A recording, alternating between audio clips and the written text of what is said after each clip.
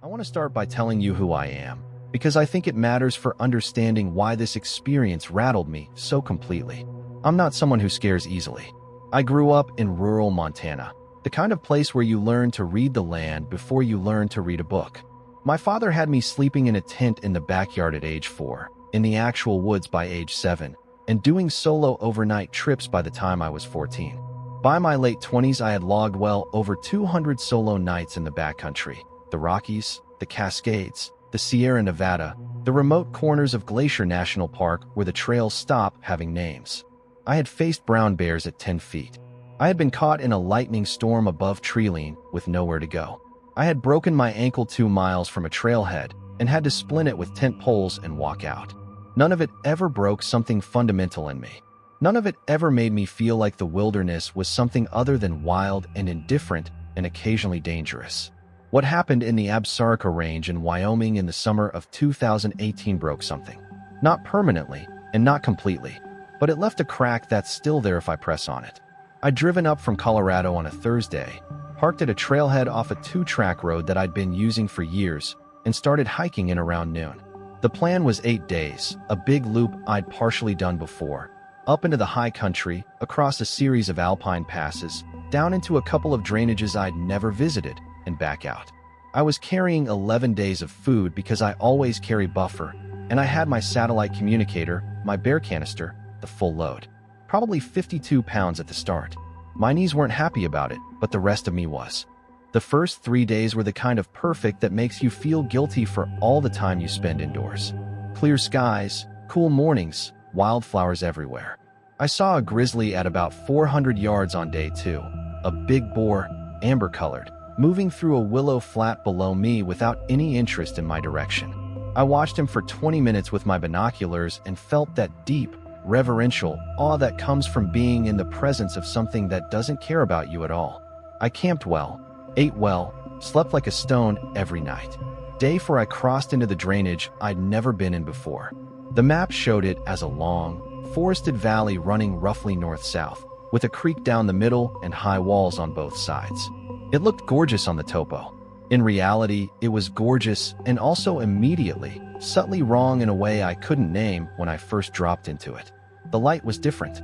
That sounds absurd. I know, light is light. But there was a quality to the shadows in that valley that I noticed even then, before anything happened. The forest was dense lodgepole pine and they grew close together, and where the sun came through in shafts it was very bright, and where it didn't it was very dark, and there was less middle ground than you usually get. Everything felt slightly high contrast, slightly off. I found my campsite for the night around 3 in the afternoon. A flat area near the creek, old fire ring of stacked stones suggesting others had camped there before, though the ring was overgrown with grass and clearly hadn't been used in a long time. I set up camp, filtered water, ate a meal, and sat with my back against a log watching the creek go by. I was tired in a good way. I wrote in my journal for a while. I noted the strange light. I noted that the birds seemed fewer than I'd expect in July. I noted that the creek sounded louder than it looked like it should. I went to bed at dark, maybe 9:30, and I slept soundly for several hours. I woke up at some point in the deep middle of the night. No sound had woken me, no bad dream. I just opened my eyes and was immediately, completely awake in a way that's unusual for me. I'm normally a slow riser who needs a few seconds to surface. But I was awake like a switch had been thrown, heart already elevated, every sense dialed up. I lay still and listened. Nothing unusual at first. The creek, wind in the pines, the small sounds of the forest settling. But there was something else underneath it, or maybe on top of it, a quality of silence that felt occupied. Have you ever been in a room and known someone else was in it before you saw them? That quality, the silence that a presence makes. I reached slowly for my headlamp and my bear spray, which I keep right beside my head every night, and I held them without turning anything on. And I lay there for a long time. I'd say 15 minutes, though it felt like an hour, just listening to that occupied silence. Then I heard it. A footstep, just one, on the gravel bar beside the creek, maybe 40 feet from my tent. A single, deliberate footstep on small stones, which makes a very specific sound. A quiet, compressed crunch, nothing like an animal shuffling or water moving or wood settling. A footstep, then nothing. I didn't move. My hand was on my bear spray canister, thumb on the safety clip, and I made myself breathe slowly and regularly because I've read enough about predator behavior to know that controlled breathing matters. Whether the predator was animal or human, I wanted to sound asleep. For maybe 20 minutes, nothing. Then a footstep on the other side of my tent. The soft duff of pine needles, much closer, 10, 15 feet, maybe. The same deliberate quality. Not hurried. Not the stumbling sound of an animal in the dark. Measured, like something that could see fine. I sat up, fast, with my headlamp, and turned it on full brightness. The beam caught the trees, the tent wall, the ground outside through the mesh. Nothing there. But in the moment between sitting up and getting the light on, I heard, and I've never been able to unhear this, something move rapidly away from my tent. Not the crashing of a spooked deer or elk. Something that moved low and fast and nearly silent, the way a cat moves when it decides it's done being observed. I put my boots on inside the tent. I held my bear spray. I sat in the dark for a very long time after I turned the headlamp off, because I didn't want to keep broadcasting my exact location, and I listened. Whatever had been there was gone, or was still enough to seem gone, which is not the same thing. I didn't sleep again that night. At first light, I was out of the tent and studying the ground with methodical attention, the way my father taught me. On the gravel bar beside the creek, I found one clear impression. Not quite a footprint, more like a depression where weight had compressed the stones. That could have been human or could have been large animal, and I genuinely couldn't tell you which. In the pine duff on the other side of the tent, I found nothing readable. The needles don't hold prints. I broke camp and kept moving. What happened on day 5 was worse. I'd pushed hard, putting distance between me and that drainage. I was in new country again, above treeline now on an open bench with great sight lines in every direction, and I felt considerably better. I set up camp on a flat piece of ground near a tarn, a small, still alpine lake, and I spent the evening doing what I usually do, filtering water, cooking, journaling, watching the light die on the peaks. Normal. Good. I made a specific, careful note of my surroundings before I got in the tent.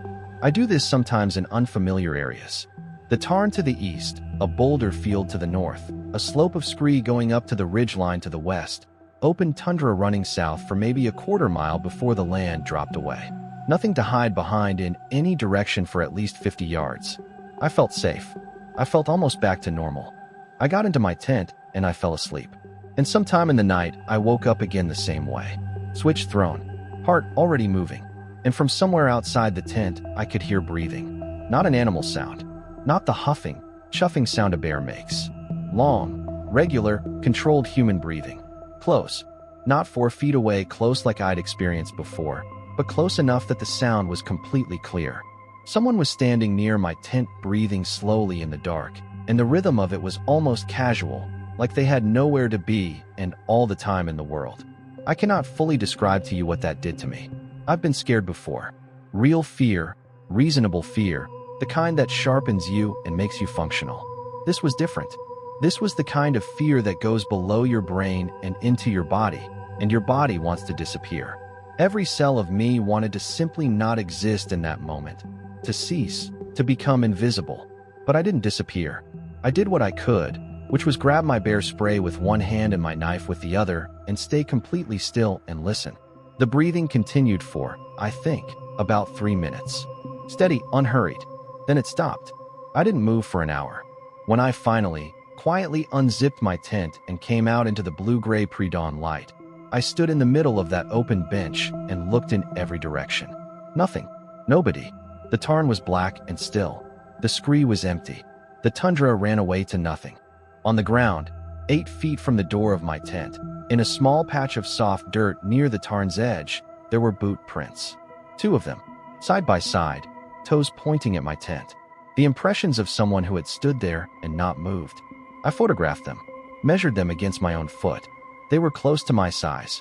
I'm a man with a size 10 foot. These were maybe a 10 or 11. The tread was unclear, worn smooth, or covered by whatever the person wore over their boots. But the shape of a boot heel was unmistakable. Someone had stood 8 feet from my tent in the middle of the night on an exposed alpine bench with nowhere to approach from without being seen. And they had breathed, and then they had gone. I abandoned the loop. I didn't complete it.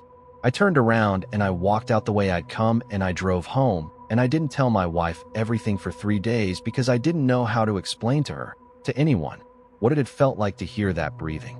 How personal it was. How unhurried. Like whatever it was had all the time in the world to study me, and had come back a second night to do it some more, and would have come back a third if I'd let it. I've done a lot of research since then.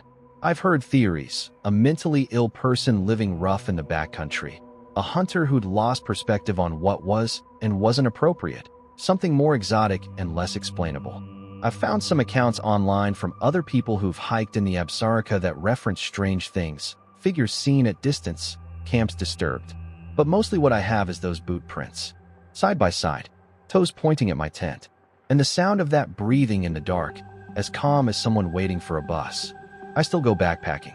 I went again this summer, but I haven't gone back to the Absaroka, and I sleep lighter than I used to. And sometimes I wake in the night and lie very still in the dark and listen to see if the silence is the empty kind or the other kind. So far, at home, it's always been empty. So far. I should have known something was off when the ranger at the trailhead asked me twice whether I was sure I wanted to go in alone. Not in a liability covering, routine kind of way. He asked me once, I said yes, and then he looked at my permit and looked at me and said, "You're going in solo? To the upper Coyote Creek drainage." And there was something in the way he said it.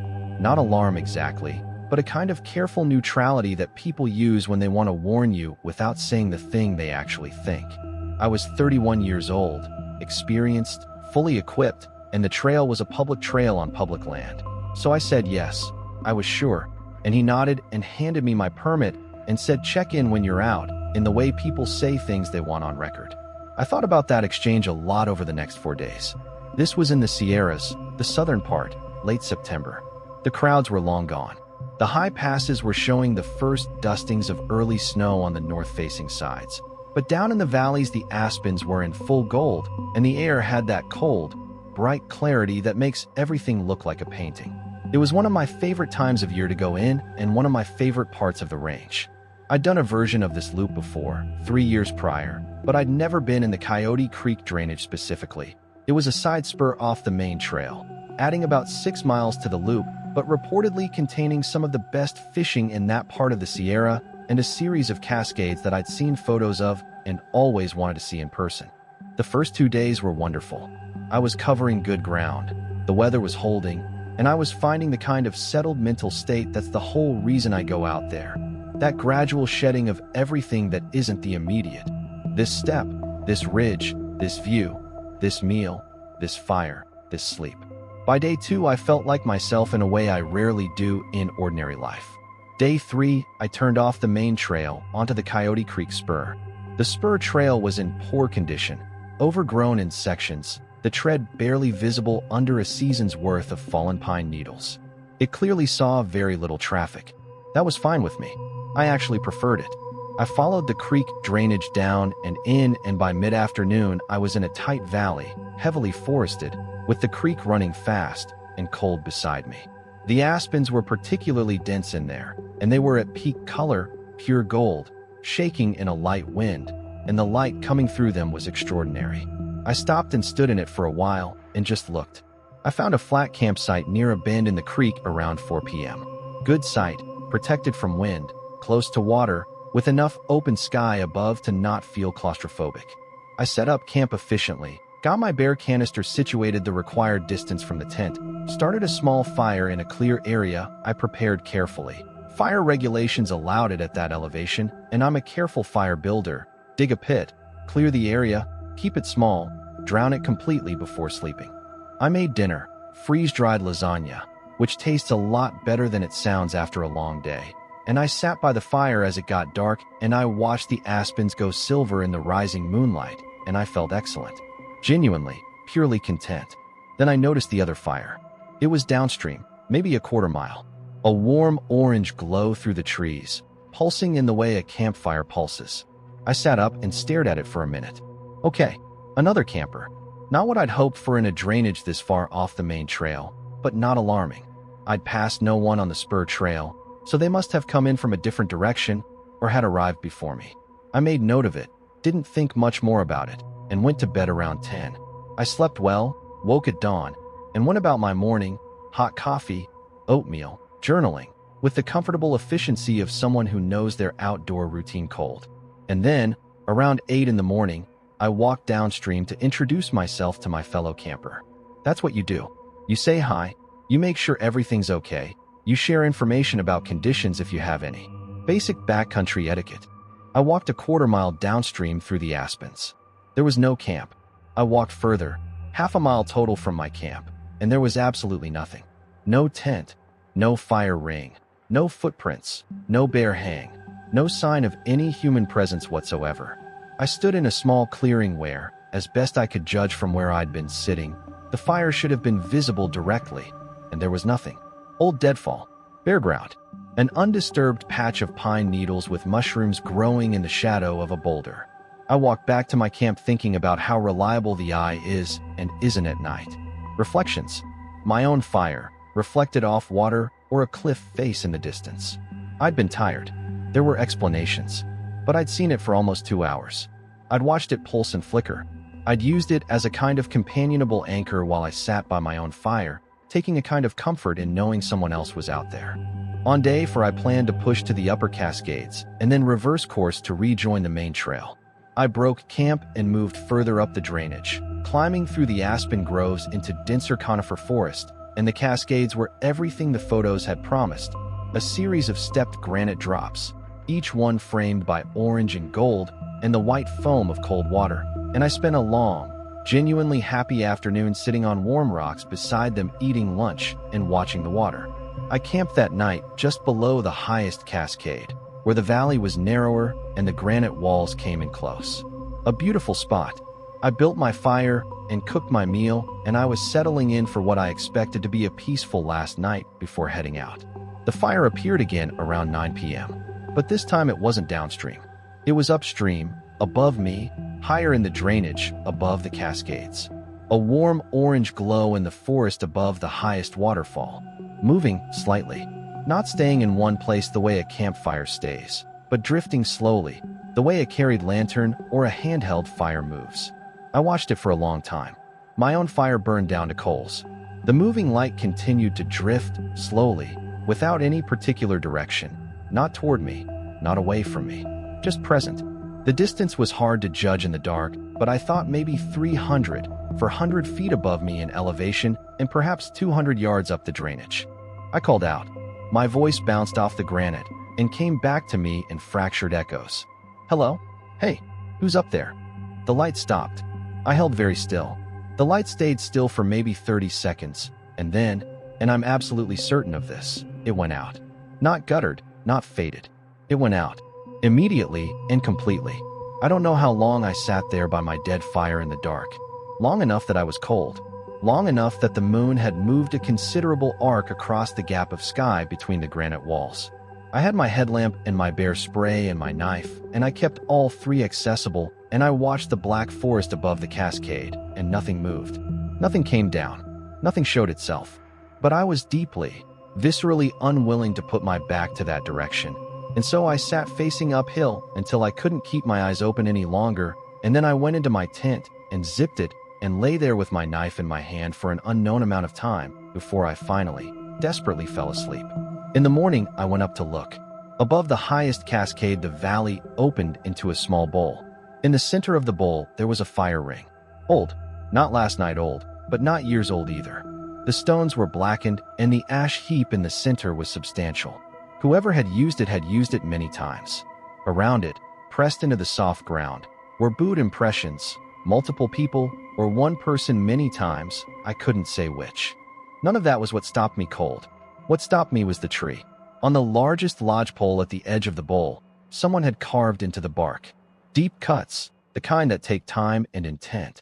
At eye height, the cuts formed letters, or shapes like letters, but arranged in a way that wasn't quite a word I recognized. Below that, and this is the part one come back to, below the carved marks there was a single line that was perfectly legible. It said, "Still here." I took a photograph. I don't know why. For proof of what? For whom? I couldn't tell you. I took the photograph and I turned around and I hiked out without stopping, 8 miles to the trailhead, in about 3.5 hours. The ranger was different, not the one who'd given me the look. I asked him about the Coyote Creek drainage, and he got a sort of careful expression and said it was a fine trail. What had I thought? And I told him what I'd seen, both fires, the carving, and he wrote something in a logbook and said they were aware that some individuals used the backcountry in that area on an informal and extended basis, and that I should have reported anything concerning to them. I asked him if anyone had ever been hurt out there. He said he couldn't discuss incident reports. The photograph of the carving still exists on an old phone in my closet. Still here, in bark, in a bowl above a cascade, with a fire ring that had been used many times by someone who apparently had no interest in being found. I've never gone back. I've heard the fishing is excellent. The thing that makes this story hard to tell is how gradual it was. If everything had happened on the first night, I'd have packed out and gone home and had a neat, frightening story to tell. Instead, it built slowly, one increment at a time, over 4 nights. And with each increment, I found a rational explanation sufficient to get me through to morning. And by the time the rational explanation stopped working, I was very deep in the wilderness and very much alone. This was in the North Cascades, Washington State, July, 6 years ago. I was doing a solo 10-day traverse, one of those point-to-point routes where someone drops you at one trailhead and picks you up at another, 70-plus miles of wild country in between. The North Cascades are serious mountains, dense forest, dramatic relief, notoriously unpredictable weather, and genuinely remote sections where a single bad decision can become life-threatening very quickly. I'd done plenty of time in the range, and I respected it completely. I was fit, well-equipped, and had left detailed itinerary information with 3 separate people. The first night was normal, beautiful even. I'd made good miles on day 1 and earned a spectacular camp on a moraine overlooking a glacier. I ate. I wrote in my journal. I watched the stars appear one by one as the sky went from deep blue to black. I slept 8 hours without moving. Night 2, I woke at 3 a.m. with the certain, clear, irrational conviction that something was watching me. Not a sound, not a smell, nothing sensory. Just the conviction, fully formed and insistent, as though it had been placed there. I've had anxiety-related sleep disturbances before, so I did what I do. I breathed deliberately. I named 5 things I could hear: wind, creek, tent fabric, my own heartbeat, a distant owl. I talked myself back down. It worked. I was asleep within 20 minutes. Night 3, the same thing happened, but this time there was a sound. A single footstep in the undergrowth to the east of my tent, followed by complete silence. One footstep. I lay and listened for an hour and heard nothing else and told myself, deer, elk, bear padding past on its own business. Any of these was more likely than anything alarming. I stayed in the tent. I slept eventually. Night 4. I need to describe my routine first, because the routine is the disturbing part. Every night, before getting into my tent, I did several things in a specific order.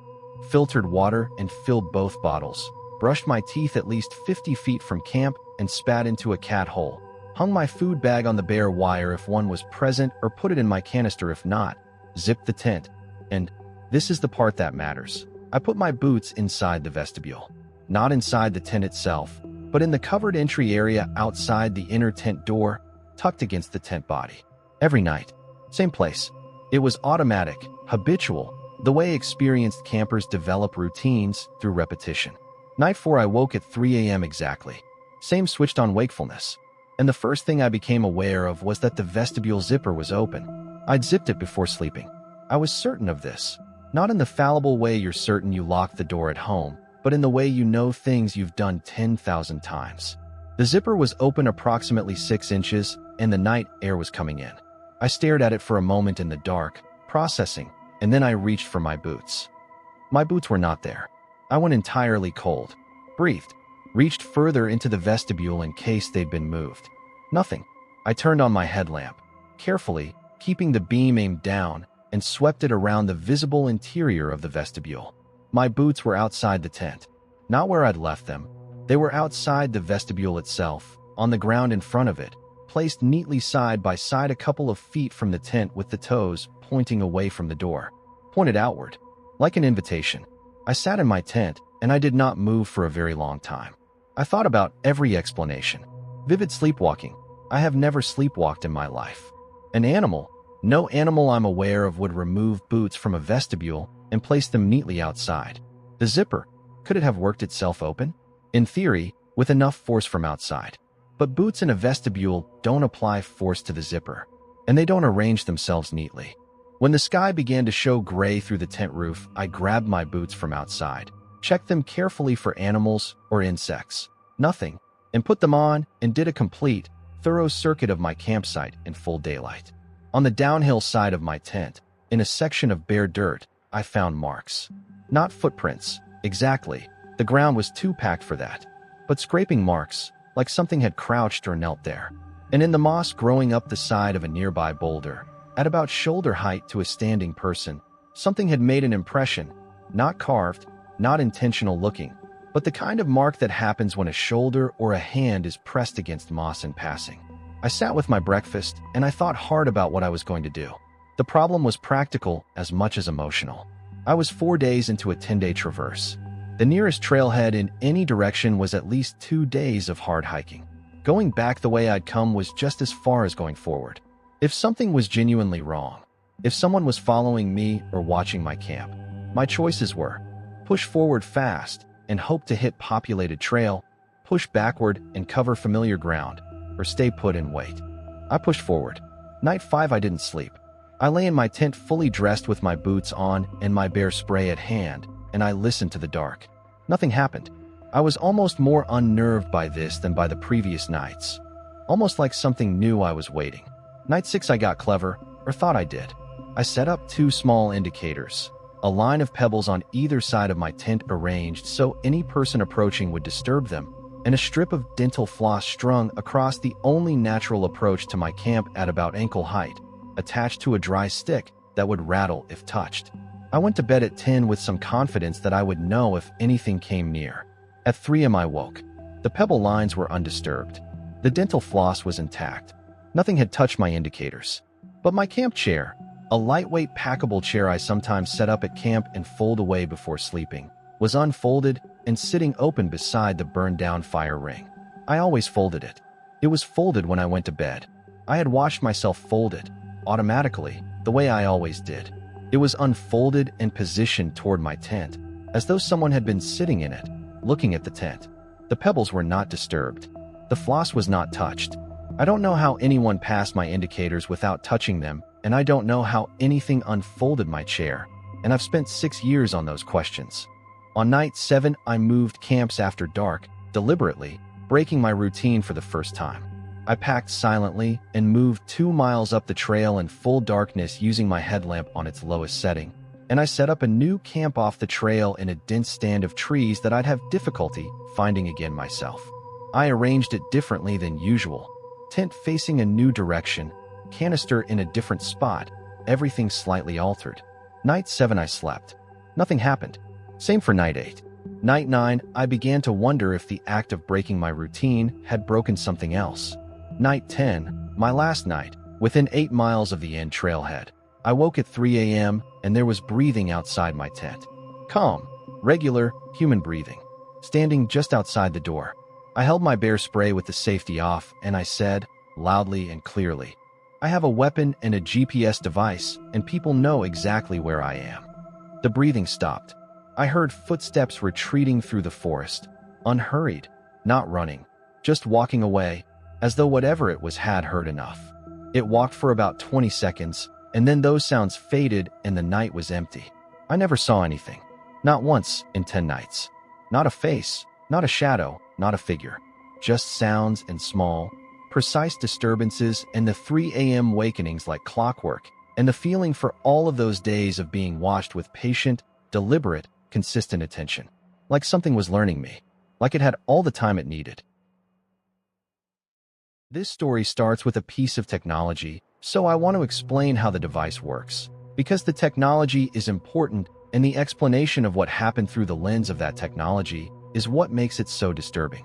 I use a satellite communicator, one of the well-known brands, doesn't matter which, for all my solo trips.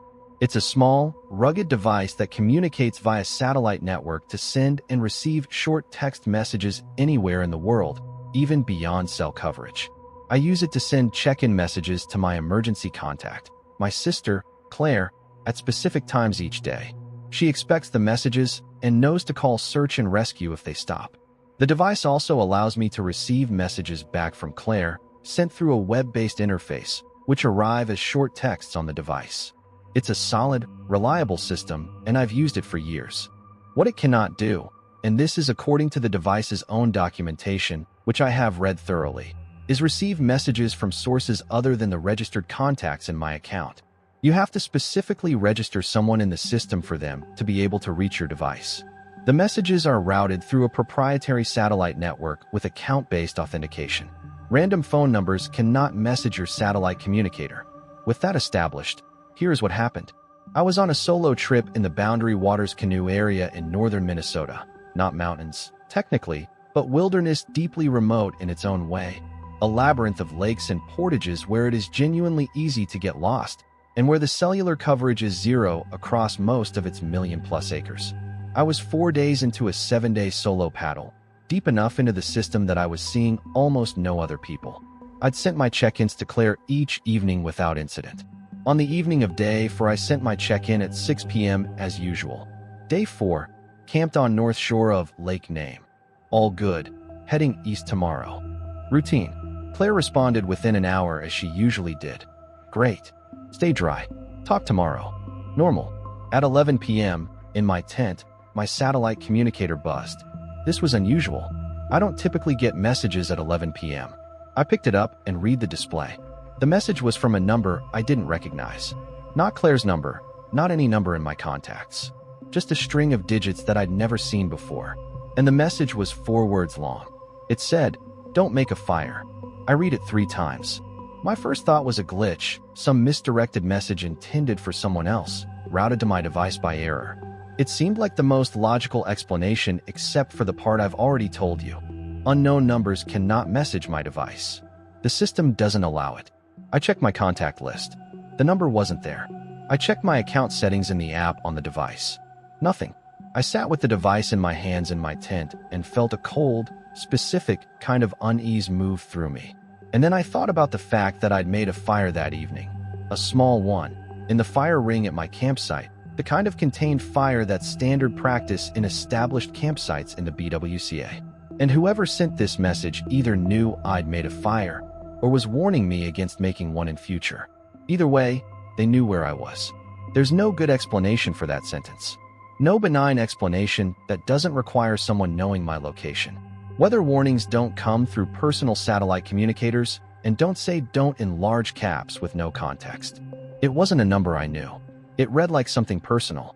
I sat up until midnight, and then I did something that in retrospect I should have done immediately. I sent an emergency check-in to Claire, not the SOS function, which summons search and rescue, but a manual message, explaining what had happened and asking her to call the satellite communicator company in the morning to report it. Then I lay down and tried to sleep. At 1:30 a.m. the device buzzed again. Same number. "We can see your light." My headlamp was on its lowest setting, inside my tent, but visible through the tent walls, a dim, diffuse glow. Someone could see it. Someone who could see my tent was sending messages to my satellite communicator from a number that by rights should not have been able to reach me. I turned the headlamp off. In the dark, I lay with my heart doing something irregular and wrong, and I thought very carefully about my options. I was on a lake in a canoe. I could, theoretically, get on the water in the dark. But the BWCA in the dark is a different thing entirely. The portages are invisible, the lake margins are invisible, and paddling at night in unfamiliar water is how you die. I was safer on land in my tent than on the water in the dark. I was also, if someone was nearby and could see my tent, extremely visible. I didn't send a SOS. I want to explain why. I still thought there was a chance, a real chance, that this was some kind of technical anomaly, that I was badly frightened over something that had an explanation I wasn't seeing. Summoning search and rescue in the BWCA is a significant and costly operation, and I wasn't willing to do it based on 2 strange text messages that might be explainable. What I did was get dressed, put my boots on, put my knife on my belt, and move to the far end of the campsite with my back against a large white pine, where I could see the tent and the lake shore and most of the campsite. I sat there in the dark and I watched. The lake was still. There was a quarter moon giving just enough light to see the surface. The tree line across the water was a dark mass. I watched for about 30 minutes and saw nothing. At 2 a.m. the device buzzed again. I looked at it in my hand, the screen glowing in the dark, and I saw the same number. And the message said, "Why did you move?" I have thought about that message more than the others, for reasons I think will be obvious. "Why did you move" implies that whoever sent it had been watching my tent and noticed, in the dark, that I was no longer in it. It implies observation that was ongoing, continuous, and attentive. It implies someone watching a tent in the dark for changes in the light or shadow that would indicate the occupant had moved. I did not respond to any of the messages. This was deliberate. I didn't want to confirm that I was reading them or that the messages were reaching anyone. At 2:15, I pressed the SOS button. A search and rescue team reached me at first light by float plane. I showed the rangers the messages. They documented them. They searched the lake shore in both directions and found, on the eastern shore about a quarter mile from my campsite, a spot where someone had clearly been sitting. Compressed vegetation, the small depression of a body having been in one place for an extended period, and among the roots of a birch tree, left deliberately where they'd be found, a portable satellite communicator. Not the same brand as mine. An older model, no longer manufactured. It had been modified. That's as much as the rangers would tell me. Modified. When I pressed them on how it could send messages to my device, they said they were referring it to the company's security team and they couldn't elaborate on ongoing investigations. I asked them if they'd found anything else. The ranger who seemed most senior looked at me for a moment with an expression I've tried to analyze many times since. Not reassuring, exactly. More like he was deciding what I could handle. He said, "There were tracks. More than one person." He said it the way you say something when you want it on record that you said it. I was airlifted out. I never went back.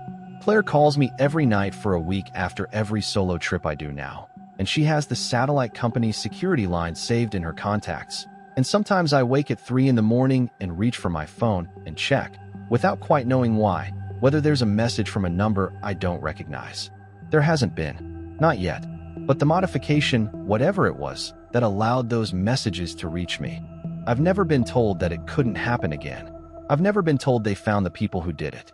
The device sits in my gear closet. I replaced it. The new one is more current, more secure. But sometimes I look at it, and I think about that message. Why did you move? And I think about what it means to be watched that closely in the dark by someone who wants you to know they're watching you, but doesn't want you to know why. And I think about what they were waiting for me to do. What they were hoping I would do, or not do, on a dark lake in the middle of 1,000,000 acres of wilderness, very far from anyone who could hear me scream. I don't know the answer. I hope I never find out.